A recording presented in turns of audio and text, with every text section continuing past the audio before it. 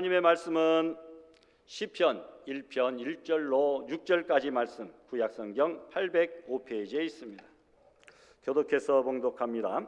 복 있는 사람은 악인들의 꾀를 따르지 아니하며 죄인들의 길에 서지 아니하며 오만한 자들의 자리에 앉지 아니하고 그의 율법을 즐거워하여 그의 율법을 주야로 묵상하는도다. 그는 시냇가에 심은 나무가 철을 따라 열매를 맺으며 그 잎사귀가 마르지 아니함 같으니 그가 하는 모든 일이 다 형통하리로다. 악인들은 그렇지 아니하며 오직 바람에 나는 겨와 같도다. 그러므로 악인들은 심판을 견디지 못하며 죄인들이 의인들의 모임에 들지 못하리로다. 무릇 의인들의 길은 여호와께서 인정하시나 악인들의 길은 망하리로다. 아멘.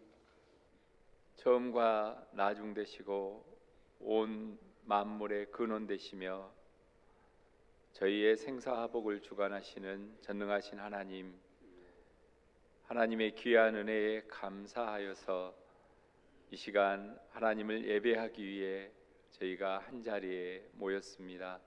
하나님, 이 시간 온전히 우리 하나님만 높임을 받으시는 예배의 시간이 되기를 소망하오니 주여 우리 예배를 기쁘게 받아 주시옵소서.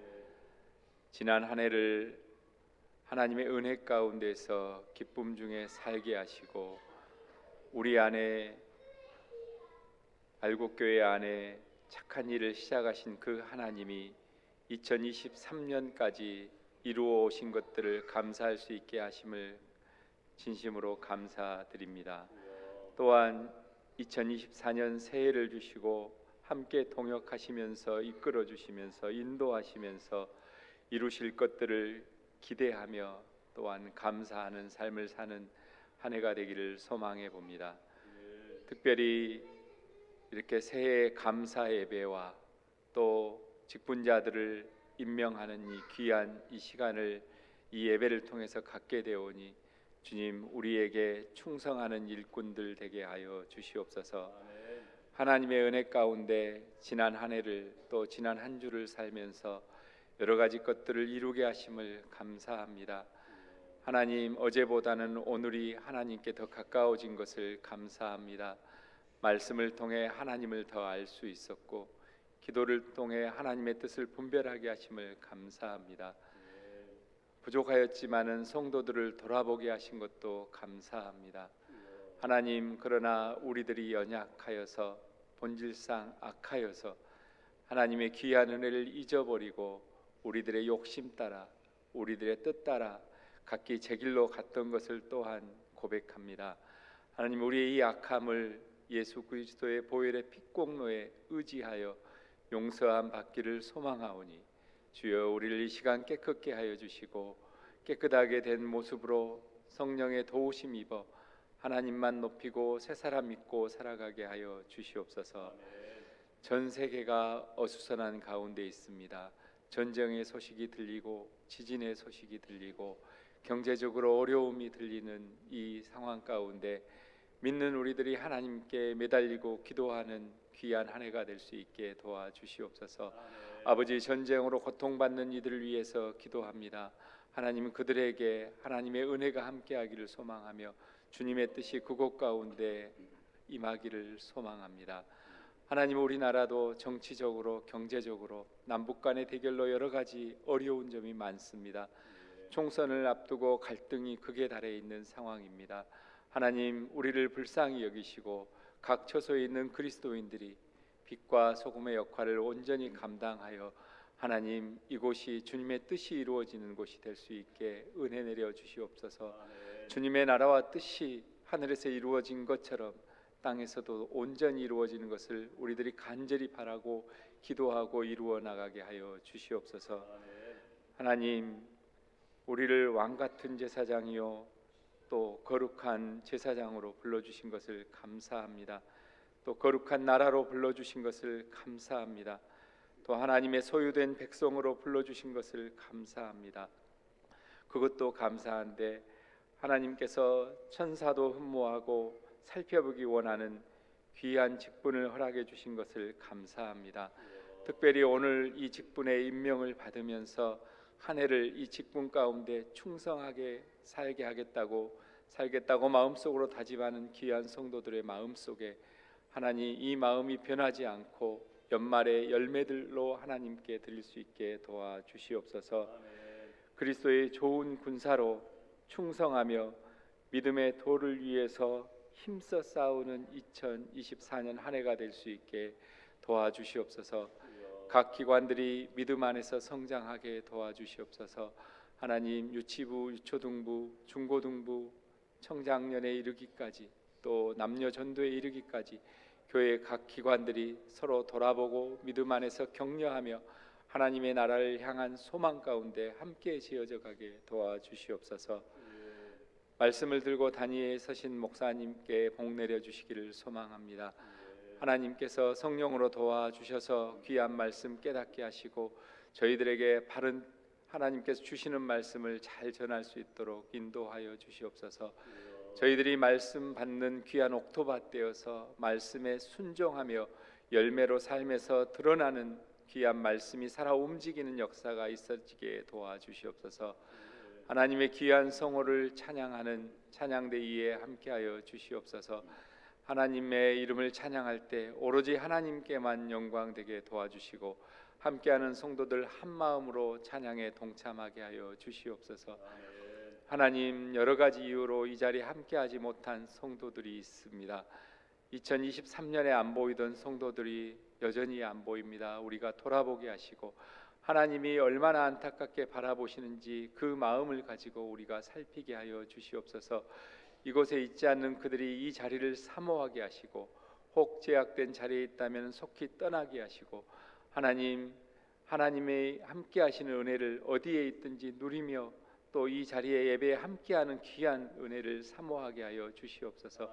그리하여 다음 주에는 우리와 함께하는 마음으로 이 자리에 올 수 있는 은혜를 허락하여 주시기를 소망합니다. 주님께서 주신 귀한 예배의 힘과 은혜를 가지고 한 주간 살아가며 저희들이 믿음 안에서 열매 맺고 승리하여서 다음 주일에는 더 귀한 것들로 하나님을 높이고 예배하는 알곡의 성도들이 될 수 있게 주님께서 지키시고 도와주시기를 또한 간절히 구합니다. 이 모든 말씀 거룩하신 우리 주님 예수님 이름으로 기도드립니다. 아멘.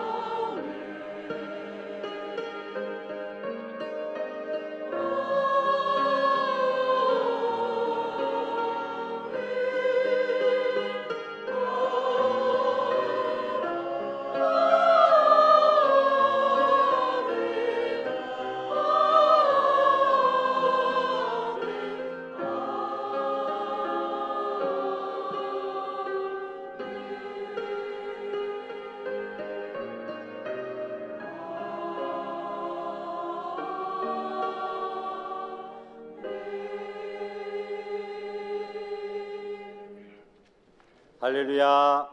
아멘. 감사합니다. 새 26명이 임명받았는데 22명 참석했습니다. 3명은 직장일로 그리고 1명은 무단으로 이렇게 결석한 것 같습니다. 사명 잘 감당할 수 있도록 격려해 주시면 감사하겠습니다. 우리는 지난 주일 송구 영신 예배를 드리고 오늘 새해 첫 주일 신년 감사 예배로 하나님께 모였습니다. 오늘 이 자리에 여기까지 우리를 인도하신 에베네셀의 하나님이 우리와 함께 하심을 믿으시기를 바랍니다. 여기까지라 이 말은 아직도 가야 될 곳이 많이 남았다 이 말입니다. 여기까지 지금까지 도와주셨듯이 앞으로도 그 다음까지도 하나님께서 도와주신다는 말인 줄 믿습니다. 사무엘이 커다란 돌을 취하여 에베네셀이라고 부르면서 백성들에게 위로와 격려를 해 주었습니다. 하나님은 우리를 한 번도 떠나지 않고 언제나 항상 어디서든지 함께 계셨고 그리고 앞으로도 항상 함께 하실 것이다 이 말씀이죠. 사무엘이 이렇게 이스라엘 백성들을 위로할 때 더 이상 블레셋 족속들이 이스라엘 백성들을 침략하지 못하고 나라는 평안하게 되었습니다. 하나님께서 우리 알곡교회와 성도님들의 가정에 2023년 마지막 시간까지도 도와주셨듯이 앞으로도 2024년도에도 역시 동일하게 도와주시고 지켜주실 것을 믿으시는 성도들이 되시기 바랍니다. 세상 사람이라면 누구나 다 복을 누리고 싶어 합니다. 그래서 새해 첫 인사부터 다른 인사가 아니에요. 새해 복 많이 받으십시오 이렇게 인사를 합니다. 그렇다면 여러분, 복이란 무엇입니까? 대부분의 사람들은 흔히 재물이나 명예나 훌륭한 배우자나 혹은 출세한 자식들을 그 만족의 조건으로 삼고 행복의 이유로 받아들이고 있습니다. 그런데 오늘 본문은 그런 세상의 일반적인 복의 개념과는 전혀 동떨어지게 복 있는 사람은 오직 여호와의 율법을 즐거워하며 그 율법을 주야로 묵상하는도다 이렇게 말씀하고 있습니다. 새로운 정의를 신앙 안에서 내려주고 있습니다. 세상 사람들과 복의 개념에 다른 차이를 보여주고 있다는 말입니다. 여기서 즐거워하며 주야로 묵상한다 이것은 어떤 재미있는 것에 푹 빠져 있는 상태, 즉 중독되어 있는 그런 상태들을 가리킵니다. 신앙생활에 중독된 성도, 말씀과 기도와 찬양에 중독된 그런 성도들 될 수 있기를 부탁합니다. 본문에 복 있는 사람은 이렇게 말합니다. 우리는 복 있을 사람이 아니라 앞으로 복 있을 사람이 아니라 이미 복 있는 사람이라 이렇게 불러주고 있습니다. 복 있는 사람이 새해를 여는 것이 바로 복된 새해죠. 복 없는 사람이 새해를 맞이하면 복된 새해가 아닙니다. 우리는 이미 글러버린 사람들입니다. 무엇이 글러버렸느냐? 망하기는 글러버린 사람들. 왜냐하면 우리는 이미 복 있는 사람들이라고 성경은 우리에게 말씀하여 주고 있기 때문입니다. 복 있는 우리가, 복 있는 성도들이 여는 새해가 복된 새해가 될 줄 믿습니다. 오늘 시편 1편에는 복을 히브리어로 아쉬레라고 하는 외침말로 시작하고 있습니다. 오늘 본문에서 시작되는 아쉬레는 구약에서 45번 나타나고 있는데 세 가지 경우에 그렇게 쓰여지고 있습니다. 첫째는 사람들이 번영을 누리거나 자식을 많이 두었을 때 아쉬레하고 축복합니다. 8번 나왔습니다. 두 번째는 하나님을 믿음으로 물질적인 축복을 많이 받았을 때, 또 하나님 믿는 사람에게 내리는 건강함과 범사가 잘 될 때 아쉬레하고 축복하였습니다. 31번이 나왔습니다. 셋째는 자식이나 물질의 소유와 상관없이, 환경과 여건과는 상관없이 하나님의 법도 안에서 올바른 삶을, 신앙의 삶을 살아갈 때에 아쉬레 하면서 축하했는데 6번 기록됩니다. 가난하게 살아도, 비록 건강을 누리지 못해도, 비록 자식을 많이 두지 못했어도 하나님과 올바른 관계의 삶을 살아가면 아쉬레의 복을 이미 받은 것이나 다름없습니다. 오늘 여러분들은 그렇다고 한다면 아쉬레의 복을 받았습니까? 복 있는 사람으로 살아가려면 어떻게 해야 됩니까? 첫 번째로 악인들의 꾀를 따르지 말라라고 1절에 말하죠. 세상적으로도 악인을 따르다가 망한 사람들이 많이 있습니다. 죄를 짓고 감옥에 간 사람들을 대상으로 조사하여 보았더니 대부분의 죄에는 공범들이 있었습니다. 공범들, 혼자 하는 것이 아니라 공범자들이 있었다. 마치 고구마를 캘 때에 순을 잡아 올리면 줄줄이 매달려 나오듯이 죄인 하나를 잡으니까 여러 공범들이 줄줄이 잡혀 나오는 것이죠. 모두 악한 사람의 꾀를 쫓다가 죄를 짓게 되는 것입니다. 그래서 친구는 잘 사귀어야 되고 사람을 잘 만나야 됩니다. 악한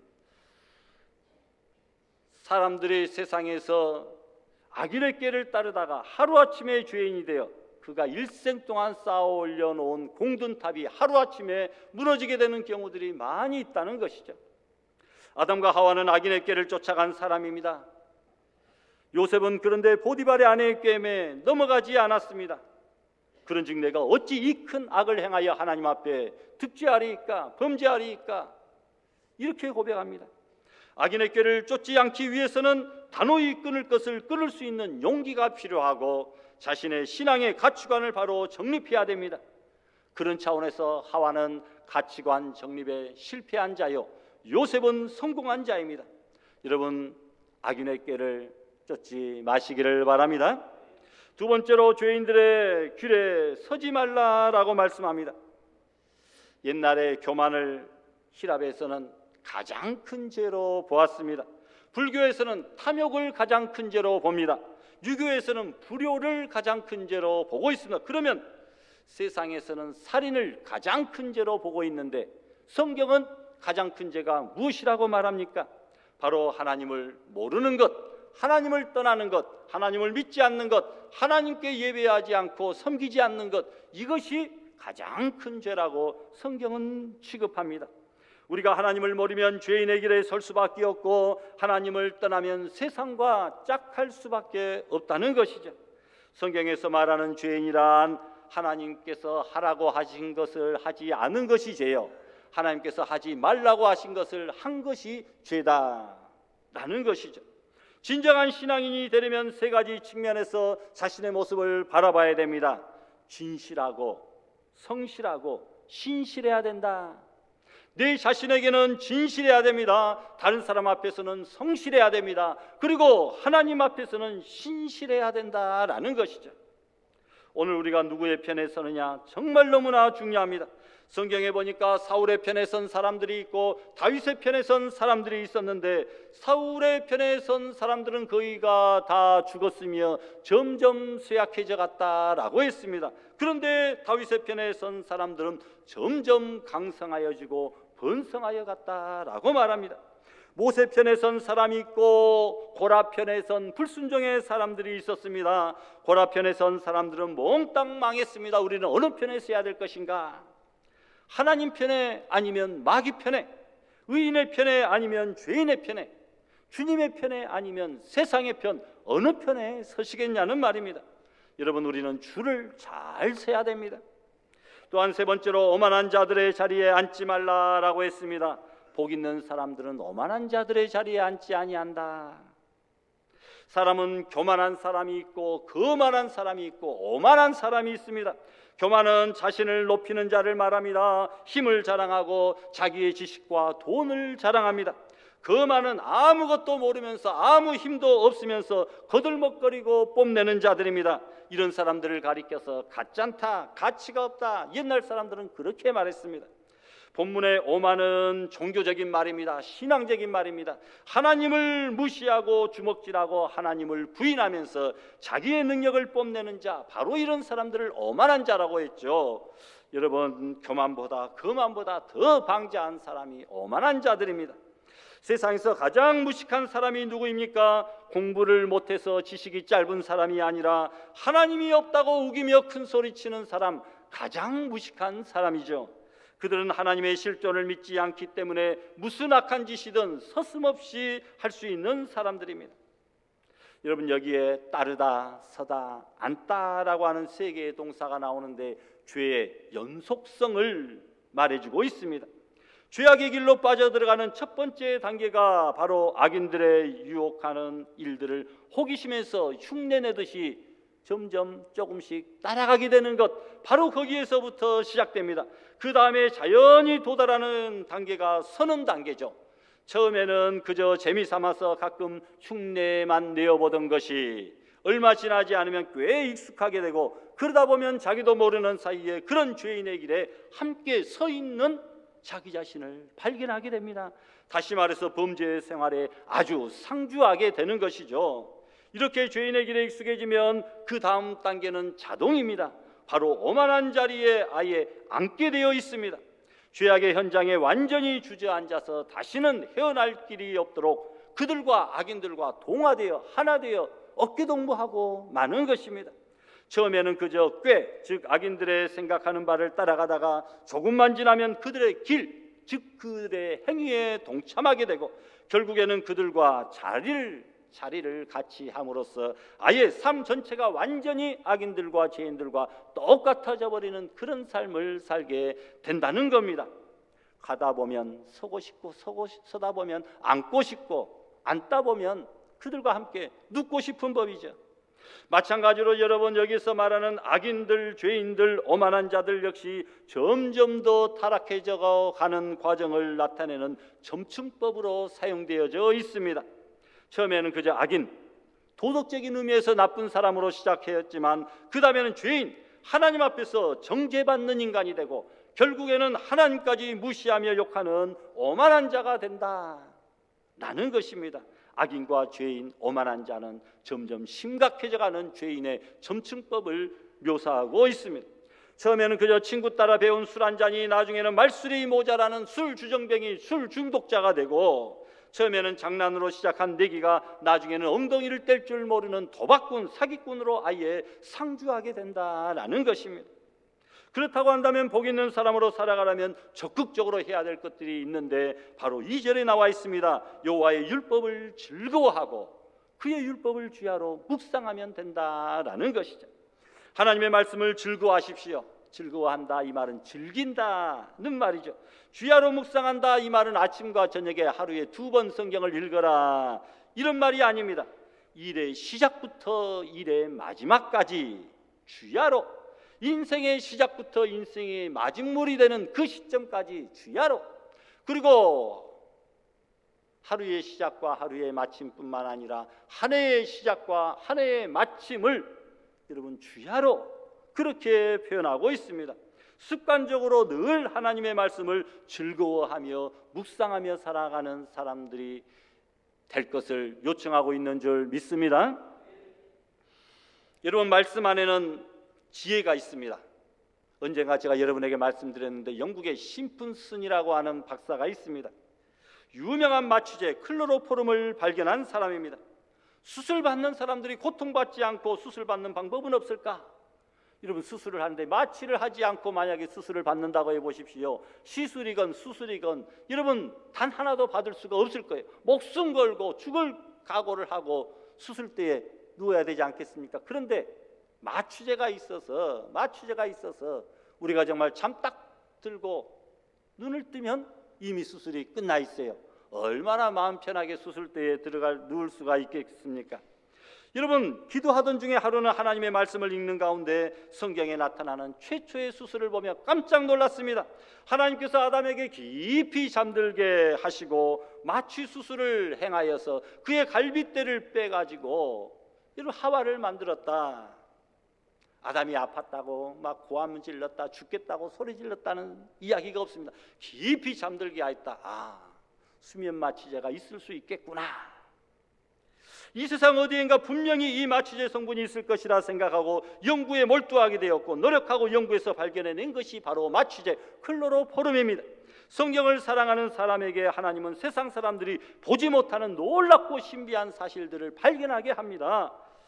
성경에는 세상 사람들이 알지 못하는 지혜가 숨겨져 있다라는 겁니다. 그래서 우리 사랑하는 자녀들에게 이 성경의 말씀을 열심히 읽고 묵상하고 그 가르침 말씀 따라 순종하게 하라고 성경은 말씀합니다. 어린아이들 뿐입니까? 오늘 저와 여러분들도 나이에 걸맞게 성경 말씀을 일독하는, 한 50세 되신 분은 한 50독 했으면 좋겠고 1년에 한 번씩 일독하면 그렇게 되는 것 아니겠습니까? 여러분, 그런 삶이 우리들에게 필요하겠다라는 것이죠. 이 스탠더드 오일이라고 있습니다. 세계적으로 유명한 석유 회사인데 어떻게 미국의 스탠더드 석유 회사가 애굽에서 이집트에서 석유를 발굴하게 되었는지 잘 알려져 있지 않습니다. 어느 날 스탠더드 석유회사의 감독관이 성경을 묵상하다가 출애굽기 2장 3절에 보니까 모세를 더 숨길 수 없게 되며 그를 위하여 갈대 상자를 가져다가 역청과 나무진을 칠하고 아기를 거기 담아 나일강과 갈대 사이에 두고라고 하는 말씀을 읽었습니다. 그의 시선이 역청과 나무진을 칠하고라는 구절에 머물렀습니다. 왜냐하면 역청은 영어로 피치인데 피치는 석유의 원유를 뜻하기 때문입니다. 석유의 원유 피치가 역청이 이집트 나일강가에서 나오는가 보구나. 모세의 어머니가 역청을 구할 수 있었다면 틀림없이 이집트에 석유가 많이 매장되어 있을 것이라 생각하고 지질학자를 현지에 파견해 모세 어머니가 갈대상자 만든 곳으로 추정되는 곳에서 유전 탐사를 벌인 결과 대규모 유전을 발견하는 계가를 올려서 스탠더드 오일 회사가 일약 팔도듬하게 되었다라는 것이죠. 또한 이스라엘의 질 페드만이라고 하는 사람은 성경을 읽다가 소돔과 고모라 성이 심판을 받을 때 연기가 옹기 가마의 연기같이 치솟아 올랐다는 창세기 말씀을 접하고 확신을 가지고 소돔과 고모라 근처 탐사하다가 1953년 유전을 발견했는데 그것이 이스라엘의 첫 번째 최초의 유전 발견이었습니다. 이런 이야기 통해서 성경을 사랑하는 한 사람의 능력이 얼마나 소중한지 절실히 깨닫게 됩니다. 우리도 여러분 성경 말씀을 대충 읽지 마시고 나의 삶에 적용해 가면서 주의 깊게 살펴보고 그 말씀을 믿는다고 한다면 아무도 발견하지 못한 위대한 발견으로 세상을 깜짝 놀라게 하지 않을까요? 여러분 성경의 말씀을 진실되게 정독하며 여러분 주의 깊게 살펴봄으로 올 한 해 다른 사람들이 깨닫지 못하고 발견하지 못하는 놀라운 축복과 은혜의 말씀들을 깨닫는, 발견하는, 누리는 우리 성도들이 되시기를 부탁합니다. 하나님의 말씀을 읽을 때 놀라운 영감이 우리 가운데 솟아나는 것을 믿으시기 바랍니다. 여러분 위대한 사업가가 되고 싶습니까? 하나님의 말씀을 읽으십시오. 여기에 여러분을 위대하게 만들어주는 모든 사업가의 경영 원리가 다 담겨 있습니다. 잠언서에 나왔을 뿐만 아니라 요셉을 통하여 보아서도 한 나라를 다스리는 놀라운 총리로서의 경영 원리를 우리가 배우게 됩니다. 요셉은 총무로서 일했고 하나님께서는 CEO, 경영주로서 그 나라와 민족, 세계를 다스리고 주관하고 계신다고 하는 사실을 깨닫게 됩니다. 여러분 위대한 예술가가 되기를 원하신다면 하나님의 말씀을 가까이 하시면 여러분에게 놀라운 영적인 영감뿐만 아니라 예술적인 영감을 허락해 주실 줄로 믿습니다. 여러분 과학자가 되기를 원하십니까? 위대한 업적을 남기기를 원하십니까? 가장 진실하고 오류가 없는 하나님의 말씀을 붙잡으시면 이 말씀의 은혜에 사로잡히게 되어서 우리를 들어서 복 있는 사람으로 세상에서 가장 영향력 있는 사람으로 만들어 주실 줄 믿습니다. 그런 차원에서 우리가 작년에 성경 읽기상을 한 열 몇 분 드린 것 같아요. 여러분 올해에는 연말에 성경 읽기상을 우리 교회 전체 성도들이 다 일독 이상 할 수 있는 놀라운 축복이 있어지기를 부탁합니다. 세 번째로 복 있는 사람에게 어떤 축복이 있습니까? 3절에 보니까 시냇가에 심은 나무 같다라고 했습니다. 여기서 시냇가란 곧 생명수 되시는 예수 그리스도를 상징합니다. 심은 나무다, 시냇가에 심은 나무다. 여러분 원래부터 그곳에 있는 것이 아니라 심겨진 나무, 옮겨서 심겨진 나무다, 이것을 말하는데 우리 성도들은 죄와 사망의 황무지에서 생명의 시냇가로 이식되어진 그런 나무다라는 의미다. 그래서 시냇가에 심은 나무, 예수 그리스도께 옮겨져서 심겨진 나무, 황무지의 잡초에서 하나님 나라 왕궁의 정원수가 되었다라는 것입니다. 이러한 성도들에게는 결코 인생의 사업에 목마름이 없다라는 것이죠. 또한 철을 따라 열매를 맺습니다. 시기와 상황에 따라 가장 좋은 일들이 많이 생겨나게 된다라는 거죠. 잎사귀가 마르지 않는다고 했습니다. 가뭄이 와도 청청한 빛을 내는 잎사귀, 환난과 핍박과 그 어떤 어려움에 부딪혀도 신앙의 색깔이 변함없이 1년 내내 한결같이 푸르른 열심을 가지고 주님 앞에 충성하는 그런 성도, 변함없는 성도, 시종여일한 성도, 유종의 미를 거둘 뿐만 아니라 첫 시작부터 마지막까지 아름다운 믿음의 발자취를 걸어가는 복된 성도, 바로 이런 성도들이 된다라는 것입니다. 성도는 그 잎사귀가 마르지 아니함 같이 마르지 않는 축복을 경험해야 됩니다. 은혜가 마르지 않아야 됩니다. 사랑이 마르지 않아야 됩니다. 그리고 성령이 마르지 아니하고 충만해야 될 줄 믿습니다. 그리고 그가 하는 모든 일이 다 형통하리로다 라고 성경은 말합니다. 형통은 문이 열리고 일이 잘 된다라는 것입니다. 특별히 오늘 이곳에 모이신 여러분들이 하나님과의 관계에서 형통하고 사람들과의 관계에서 형통하고 물질로도 형통하시기를 소원합니다. 이것을 신통, 인통, 물통이라 어떤 분은 또 그렇게 표현을 하기도 합니다. 네 번째로 악인은 어떻게 됩니까? 4절 이하에 보니까 바람에 나는 겨와 같다. 그들은 결국 심판을 견디지 못한다. 그리고 의인들의 모임에 참여치 못한다라고 말합니다. 한마디로 천국에 들어갈 수 없고 곧바로 지옥행이다라는 것이죠. 얼마나 불쌍한 사람들입니까? 결론은 6절에서 봅니다. 우리 다 같이 한번 봉독할까요? 무릇 의인들의 길은 여호와께서 인정하시나 악인들의 길은 망하리로다. 여기서 무릇이라 이 말은 왜냐하면 이 말입니다. 여러분, 왜 의인이 복을 받습니까? 왜냐하면 여호와께서 그 길을 축복해 주시기 때문입니다. 왜 악인은 망할 수밖에 없습니까? 왜냐하면 여호와께서 그 길을 인정하지 아니하시기 때문입니다. 제멋대로 가다가 결국 망하게 된다라는 거죠. 다니엘은 원수 궁정에서도 하루 3번씩 기도하며 의로운 삶을 살다가 사자굴 속에서도 구원을 받았지만 그런 악인들은 다니엘을 모함하다가 결국은 사자굴에 던지워서 죽임을 당했다고 하는 사실이죠. 의인의 길은 하나님이 축복하시지만 악인의 길은 망하리로다. 그 말씀 그대로 성취되고 있습니다. 오래전에 어느 가정에서 이런 이야기가 있었습니다. 아빠가 말합니다. 너는 도대체 커서 뭐가 되려고 그러니? 솔직히 말해라. 내가 돈을 훔쳤지? 아들이 말합니다. 아니에요 아빠, 전 돈을 훔치지 않았어요. 정말이야? 아버지는 그의 몸을 샅샅이 뒤졌으나 아무것도 찾지 못했습니다. 한참을 생각하던 후에 그렇다면 구두를 한번 벗어봐라. 다리를 다쳐서 구두를 벗기가 곤란해요. 아들이 말했습니다만 잔소리 말고 구두를 벗어. 큰 소리를 칩니다. 구두를 벗자 그 안에 아버지가 잃어버린 은화가 담겨져 있었습니다. 그럼 이건 뭐지? 묻습니다. 잠시 후에 아들이 아빠 잘못했어요. 다시는 훔치지 않을게요 라고 다짐을 합니다. 이렇게 시작한 이 아이의 어린 시절은 청소년 시절로 이어지고 허랑방탕한 생활의 연속의 삶을 살아갑니다. 그는 결국 사기죄로 고발당해 16살 때에 감옥을 갑니다. 그런데 놀랍게도 이 아이가 후에 고아의 아버지라고 불리우고 5만 번의 기도응답을 받았다고 하는 조지 물러가 된다라는 것입니다.